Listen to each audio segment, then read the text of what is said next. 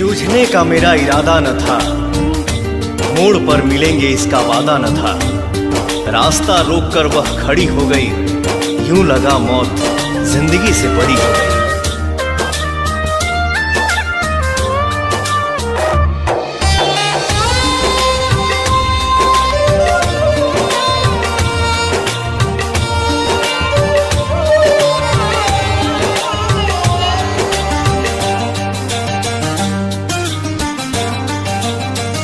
जान जान बेकल है, ना कोई हलचल है।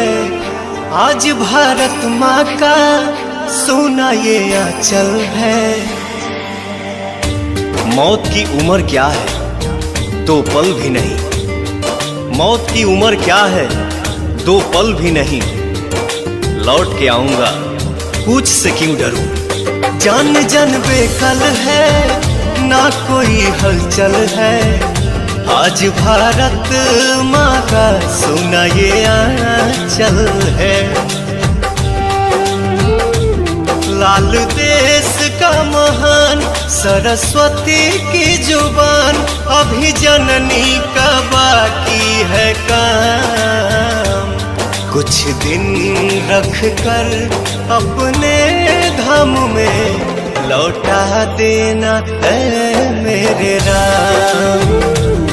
कुछ दिन रख कर अपने धाम में लौटा देना है मेरे